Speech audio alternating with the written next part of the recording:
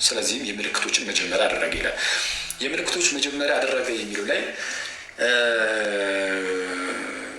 አንዳንድ ክርክር ሊነሳበት ይችላል። የምልክቶች መጀመሪያ የሚለው ምንድን ነው? ይህንን የምልክቶች መጀመሪያ አደረገ የሚለው ላይ አንዳንዶች አይ እንደው በአደባባይ ከአደባባይነቱ አንጻር እንጂ በስውር ግን እንደዚሁ ወይም እመቤታችን በምታውቀው ምናምን ታምራትን ሲያደርግን ያደገው የሚሉ አሉ። እንግዲህ ያው አንዳንድ መጽሐፍት ላይ እንደዚህ የሚመስል ነገር ይታያል። አንዳንዶች ደግሞ ከአባቶችም አይ የለም ጌታችን ኢየሱስ ታምራትን እያደረገ አልኖረም። ይልቁንም በቃ የምልክቶች መጀመሪያ አደረገ። የምልክቶች መጀመሪያ የሆኑ ይህንን ታምር በቃ ያደረገው እዚህ ጋር ነው። ለመጀመሪያ ጊዜ ከምልክትን ያደረገው ተአምረን ያደረገው በቃ በዚች ጊዜ ነው። ጌታ ከህፃንነቱ ጀምሮ ሲያደግ እንዴትኛውም እንደ ኦርዲናሪ ህፃን ምንም የተለየ ተአምር ሳያደርግ ብቻ ዝም ብሎ አደገ። ከዛ በኋላ በዚህ ሰዓት ግን ተአምረን ማድረግ ጀመረ የሚሉም ደግሞ አሉ። ኤኒዌይስ እንደዚህ አይነት እይታዎች አሉ። አስተምሩ ስላሉ ያን ያህል ጊዜ አንሰጣቸውም ለእነዚህ ማለት ነው።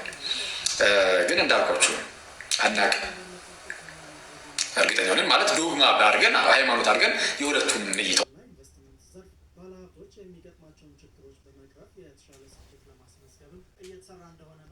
አዲስ የሁለቱንም እይታዎች ሃይማኖት አድርገን አስተምህር ዶግማ አድርገን አዲስ የሆነ ጥብቅ ተደርጎ የሚያዛለን ደግሞ ኦኬ ብለን የምናልፋቸው ነገሮች ይኖራሉ።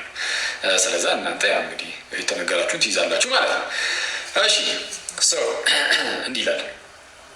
ኢየሱስም ይህን የምልክቶች መጀመሪያ በገሊላ ቃና አደረገ፣ ክብሩንም ገለጠ፣ ደቀ መዛሙርቱም በእርሱ አመኑ ይላል። አሁን ደቀ መዛሙርቱ በእርሱ ሳያምኑ ቀርቶ አይደለም። በፊት ኦፍኮርስ አምኖትማ ሲከተሉት ነበር። ግን አንዳንድ ጊዜ የሆነ አምኖ ተከተለውና የሆነ ነገር ስታየው እንኳን ትክክል በቃ ማመኔ ትክክለኛ ነው ብለህ እርግጥ የምትለው ነገር የለም። ልክ እንደዛ ማለት ነው። ስለዛ አስረገጠላቸው ማለት ነው። እምነታቸውን በደንብ ያጠነክረዋል። ከዚህ በኋላ ከእናቱና ከወንድሞቹ ከደቀ መዛሙርቱም ጋር ወደ ቅፍርናሆም ወረደ። በዚያም ጥቂት ቀን ኖሩ ይላል። ከዚያ ከእናቱ ከወንድሞቹ ከደቀ መዛሙርቱም ጋር ወደ ቅፍርናሆም በመውረድ በዚያ ጥቂት ቀን ሲኖሩ እናያለን። ከእናቱና ከወንድሞቹ ጋር ይላል። ማናቸው ወንድሞቹ? ወንድሞቹ በማቴዎስ ወንጌል ምዕራፍ 13 ቁጥር 55 ላይ እንደተገለጹት በሌሎች የመጽሐፍ ክፍሎቻችን ላይ በዮሐንስ ወንጌል ምዕራፍ 7 ላይ በኋላ ላይ የምናየዋለን። የጌታችን የክርስቶስ ኢየሱስ ወንድሞች እየተባሉ የሚጠሩ አሉ። እነዚህ ወንድሞቹ ተብሎ የተጠሩት ኢንሳም ወይ ማለት በሆነ መንገድ በቃ ሪሌትድ የሆኑ ዘመዶቹ ናቸው። የተለያየ እይታ ይሰጣል። እዚህ ጋር አንዳንዶች የዮሴፍ ልጆች ናቸው፣ ከሚስቱ የወለዳቸው ዊዶ እንደነበረ ሚስቱ የሞተችበት ሰው እንደነበረ ስለሚነገር ከቀድሞ ሚስቱ የወለዳቸው ልጆች ናቸው ብለው የሚናገሩ አሉ። አንዳንዶች ደግሞ የቀሌዮጳ ልጆች ናቸው ብለው የሚናገሩም አሉ። እሱን ግን እናየዋለን። እሱን የእመቤታችን ዘላለማዊ ድንግልና ላይ ርዕስ አድርገን ሰሞኑን አሁን እንገባና ሜቢ እንግዲህ እንዳልኳችሁ ሰኞና ዓርብ የመጽሐፍ ቅዱስ ጥናትን የምናጠና ከሆነ ሮብ የእመቤታችን ዘላለማዊ ድንግልና ላይ ገብተን እሱን ሰፋ አድርገን እናያለን። ይሄ ራሱን ችሎ እዚህ ጋር ርዕስ እንዳይሆንብን ጌታችን ኢየሱስ ከእናቱና ከወንድሞቹ ከደቀ መዛሙርቱም ጋር ወደ ቅፍርናሆም ወረደ። በዚያም ጥቂት ቀን ኖሩ። የአይሁድ ፋሲካም ቀርቦ ነበረ።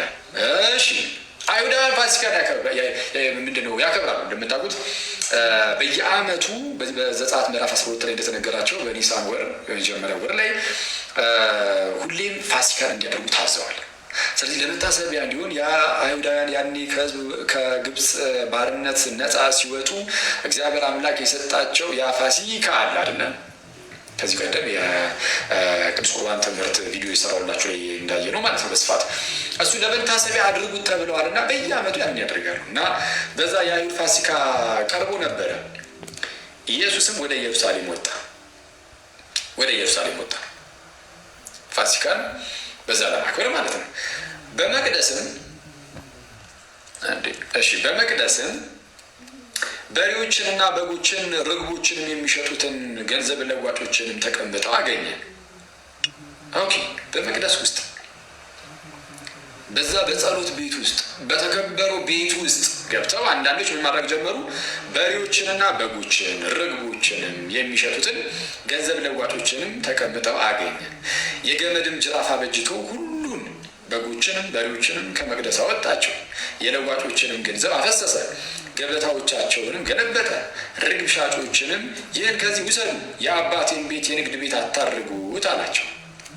የአባቴን ቤት የንግድ ቤት አታድርጉት አላቸው። ደቀ መዛሙርቱም የቤትህ ቅናት ይበላኛል ተብሎ እንደተጻፈ አሰቡ።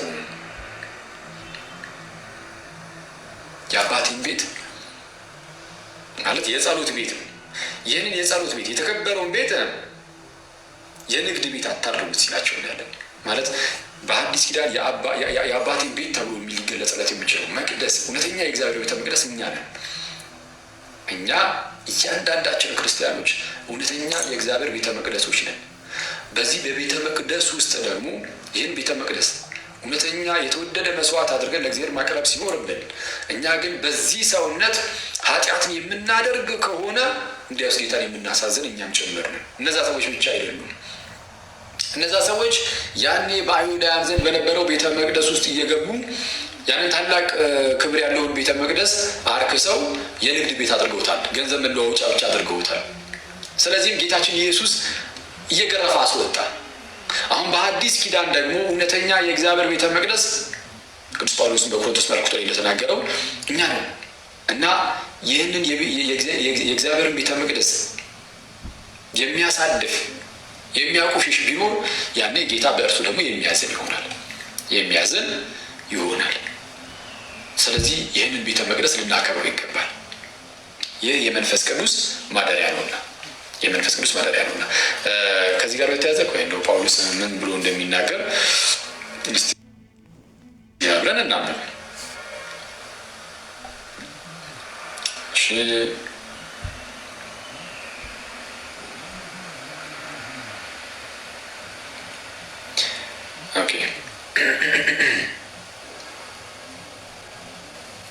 አንደኛ ቆሮንቶስ መልእክት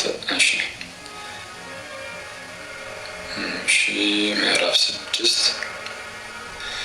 6 ከቁጥር 12 ጀምሮ እንዲላል ሁሉ ተፈቅዶልኛል፣ ሁሉ ግን አይጠቅምም። ሁሉ ተፈቅዶልኛል፣ በእኔ ላይ ግን አንድ ነገር እንኳ አይሰለጠንብኝም።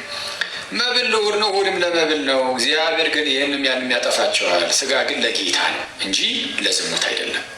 ስጋ ለማን ነው? ለጌታ ነው። ስጋ ለጌታ ነው እንጂ ለምን አይደለም? ለዝሙት አይደለም። ጌታም ለስጋ ነው፣ ለእኛ የተሰጠ ነው። እግዚአብሔርም ጌታንም አስነሳ፣ እኛንም በኃይሉ ያስነሳናል። ስጋችሁ የክርስቶስ ብልቶች እንደሆነ አታውቁምን? እንግዲህ የክርስቶስን ብልቶች ወስጄ የጋለሞታ ብልቶች ላደርጋቸውን? አይገባም። እናንተ የክርስቶስ አካል ናችሁ ነው። የክርስቶስ አካል ሆናችሁ የክርስቶስ ብልቶች ሆናችሁ ብድግ አድርጋችሁ ዝሙት የምትሰሩ ከሆነ በዝሙቱ ላይ የምትጠመዱ ከሆነ የጋለሞታ ስጋ ላድርገው ወይ የክርስቶስን ስጋ እያለ ያለው ይህ አይደረግም። ወይስ ከጋለሞታ ጋር የሚተባበር አንድ ስጋ እንዲሆን አታውቁምን? ሁለቱ አንድ ስጋ ይሆናሉ ተብሏልና ማለት በዝሙት ውስጥ አንድ ስጋነት ይፈጠራል ከጋለሞታ ጋር ማለት ትረዱታላችሁ። ከእነዚህ አይነት ሰው ጋር በጣም እንደዚህ ስታሳልፉ ማለት ነው። ከጌታ ጋር የሚተባበር ግን አንድ መንፈስ ነው።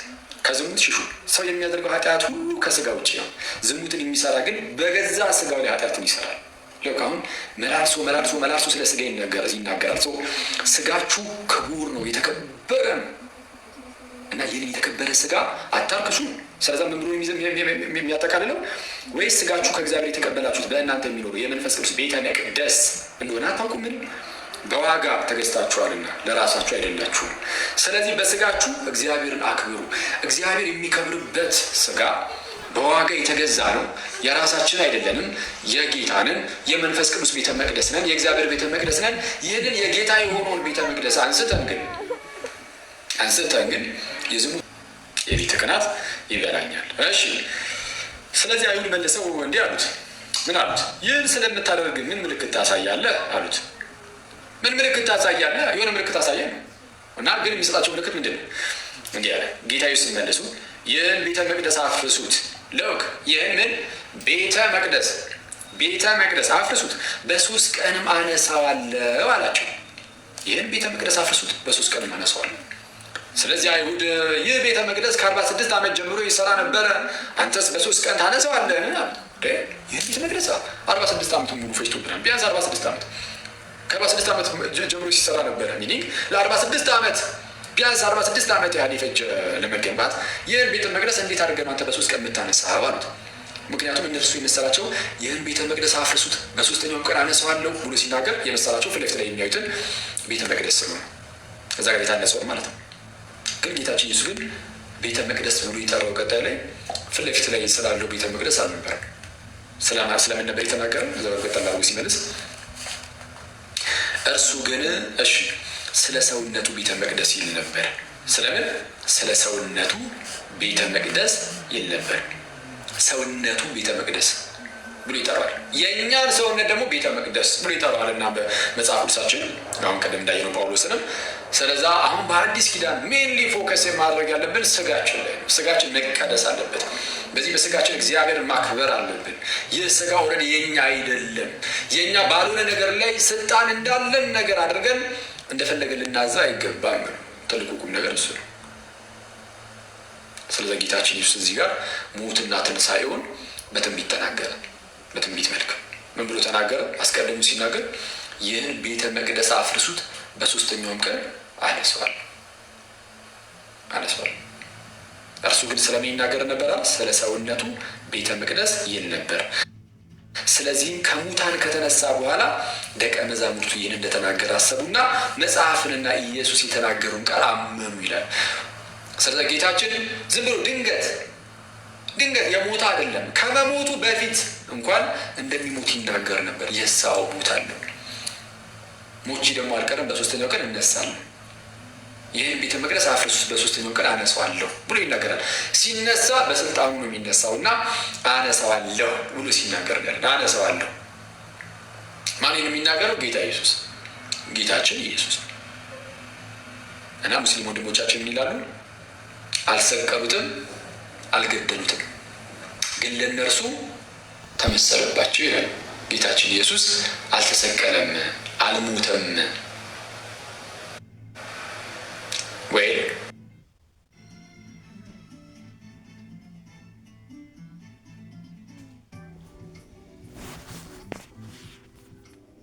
ጌታችን ኢየሱስ አልተሰቀለም፣ አልሞተም። ጌታ እርሱ ተሰቅሏል፣ ሞቷል። ኢቭን ከመሰቀሉ ከመሞቱ በፊት ነው የሚሰቀለው። መሰቀል መሞቱን ያው ሁሉም ወንጌላት 4ቱም ወንጌላት ይመሰክራሉ። ግን ከመሰቀሉ ከመሞቱ በፊት ጌታችን ኢየሱስ እንደሚሰቀል፣ እንደሚሞት፣ ሞቱም ደግሞ እንደማይቀር እንደሚነሳ ራሱ አስቀድሞ ተናግሮ ነበር። ታዲያ ከየት መጣ? አልሰቀሉትም፣ አልገደሉትም፣ ግን ለእነርሱ ተመሰለባቸው የሚለው ነገር ግን ይመጣው ቁርአን ላይ ይላል። እንደዛ ቁርአን እንግዲህ ሙስሊም ወንድሞቻችን የሚመሩበት መጽሐፋቸው ላይ ቁርአኑ ላይ ወማ ቀተሉ ብሏል። አልሰቀሉትም፣ አልገደሉትም፣ ግን ለእነርሱ ተመሰለባቸው ይላልና ቁርአን በቃ ጌታችንን አልሰቀሉትም ይላሉ። ይህ ነገር የመጣው ኬት ነው? ከእግዚአብሔር አይደለም፣ ከአምላካችን አይደለም። ይህ ነገር የመጣው ከነ ባሲሊደስ ነው። ጥንት ላይ አንድ ባሲሊደስ የተባለ መናፍቅ ነበር እና እነ ባሲሊደስ ወይም ዶሴቲክ መናፍቃን አሉ ማለት ጥንት ላይ ኢየሱስ እውነተኛ ስጋን አልያዘም ብለው የሚያስተምሩ መናፍቃን ተነስቶ ነበር። እውነተኛ ስጋን አልያዘም፣ እንደኛ አይነት ስጋን ነው አልያዘም። እርሱ መጣ፣ ስጋን የያዘ መስሎ ታየ። ልክ ስታዩት ፊት ለፊት ላይ እንዲህ አይነት ሰው ይታያል። ግን የምርምር ሪል አይደለም። እውነተኛ ስጋ ነው የለውም። የሚራብ የሚጠማ የሚደክም እንዲህ አይነት ስጋ ነው የለውም። ልክ ለምሳሌ ምክንያቱም እውነተኛ ስጋ የለውማ። ከሞተ በቃ ስጋ አለው፣ እውነተኛ ስጋ ነው የያዘው ማለት ነው ያስብላል። ስለዛ እውነተኛ ስጋን አልያዘም ብለው ስለተነሱ እነ ባሲሊደስ ምን ማለት ጀመሩ? አጌንስት ሄሬሲስ መጽሐፍ ላይ ማለላችሁ አጌንስት ሄሬሲስ መጽሐፍ ላይ ምን ይሉ ነበር? አይ ክርስቶስ አልተሰቀለም፣ አልተገደለም። የቀሬናው ስምዖንን አስታውሳችሁት? ለምሳሌ ባሲሊደስ እሱን ያስቀምጥ ነበር። የቀሬናው ስምዖን ጌታችን ኢየሱስን መስቀል ተሸክሞ የተከተለው ማለት ነው ያገዘው። ያን የቀሬናው ስምዖን ልክ ሲያግዘው ጌታችን የእርሱን መልክ የቀሬናው ስምዖን ላይ ያደረገው ይላሉ። ተረት ያልጀመርኩን እናንተ ዝም ብላችሁ ባልጀምሮም የላም በረት እያላችሁ ስሙ። ጌታ የራሱን መልክ የቀሬናው ስምዖን ላይ ያደረገበት የቀሬናው ስምዖንን መልኩን ደግሞ የራሱ ላይ ያደረገና ከዛ በኋላ የቀሬናው ስምዖን እንዲሰቀል አደረገ። ጌታችን ራቅ ብሎ እያየ ይስቅባቸው ነበረ። እንዲህ ያለ ተረት በነ ባስልዮስ ጊዜ ነበረ። ስለዚህ አሁን አይሁዳውያን ለነሱ ተመስሎባቸዋል። በቃ ሰቅለነዋል ይሉ ነበረ፣ ግን አልሰቀሉትም። ሌሎችም የተለያየ የቀሬናውን ስምዖን ሳይሆን ሌላ ነው ምናምን እያሉ የተለያዩ መላምቶችን ያስቀምጡ ነበር። እንደዚህ አይነት መላምቶችን ሲያስቀምጡ የነበሩት እስልምና ከመምጣቱ 400 ዓመት አካባቢ ቀደም ብሎ የተነሱ መናፍቃን ነበሩ። ታዲያ ግን የነዛ የመናፍቃን ርዝራዦች የቀሩ የተወሰኑ ረመናንት ትላለ ቅሬታዎች ትላለ ይኖሩ ነበር በተለያየ አካባቢ ላይ ያው መልስ ሲመለስላቸው ምናምን ከእግዚአብሔር ዘንድም ስለማይሆኑ ቶሎ ነው የሚጣፉት። እና አንዳንድ ግን በየቦታው ኢየሱስ ክርስቶስ ፍጹም ሰው አይደለም፣ እውነተኛ ስጋን አልያዘም ይሉ የነበሩ እነዚህ አልሰቀሉትም፣ አልገደሉትም፣ ግን ለእነርሱ ተመሰለባቸው የሚሉት ያው በየአካባቢው የተወሰነ ይቀሩ ነበር።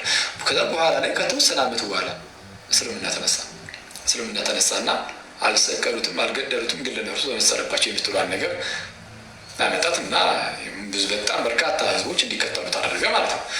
አሁን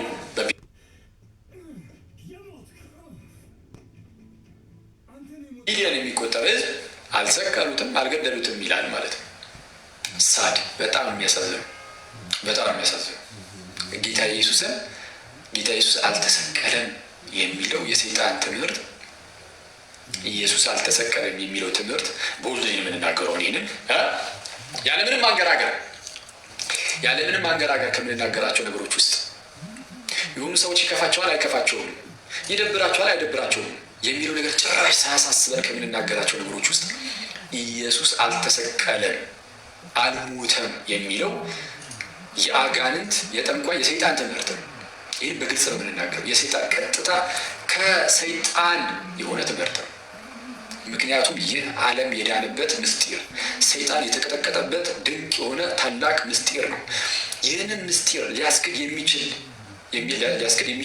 አንድና አንድ ራሱ የተመታበት የተቀጠቀጠበት ሰይጣን ብቻ ነው። ኢየሱስ አልተሰቀለም የሚል ቢኖር እርሱ የተረገመ ነው። ቀጥታ ሰይጣን መጠቀም ያደረገው ሰው ብቻ ነው። የጌታን ስቅለት በጣም የሚያስገርመው መጽሐፍ ቅዱስ ብቻ አይደለም የሚናገር፣ ይህን በታሪክ ውስጥ የታመነ ነው። የትኛውም የዘርፉ ምሁራንን ሄዳችሁ በጠይቁ ብዙ ጊዜ ሙስሊሞች የሚጠቅሱት አንድ ስኮላር አለ በውጭ ዓለም አግኖስቲክ ነው፣ ወደ ኤቲስትነት ያደላ አግኖስቲክ ባርተር ምን የሚባል ሰው አለ እና ብዙ ጊዜ እንጠቅሰዋለን ይላሉ።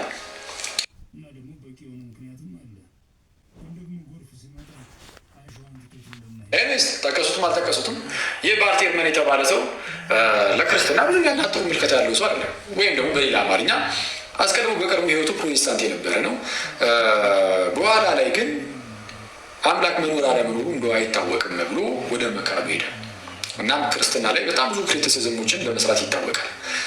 እና ክርስትና የሐሰተኛ ሃይማኖት እንደሆነም ለማስረዳት ሲጣጣር እናየዋለን። እና የክርስትና ጥሩ ነገር ያን ያህል ምንም ግድ ሰጥቶት አይናገርም። እዚህ ጉዳይ ላይ ግን ሲጠየቅ አንድም የዘርፉ ምሁራን ነው የሚለው እሱ አንድም የዘርፉ ምሁራን ኢየሱስ ክርስቶስ የሚባል በአካል ደረጃ ኢየሱስ የሚባል አካል የስ እንደነበረ